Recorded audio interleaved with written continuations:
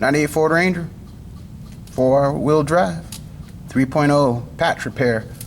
So I figured while I had this nice little square cutout, which I went and continued down the line as I put this patch in here.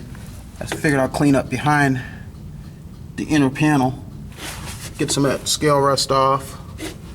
I went all the way down there to the end, cleaned it out real nice. So anyway, long story shorter, I'm going to put some epoxy primer on there. I do have some sealer that I'm going to put on this patch itself, and throw some primer back there, and then I'll have some extra paint as well. Alrighty, that was just a quick little note for myself as I continue on with this repair here. Alright.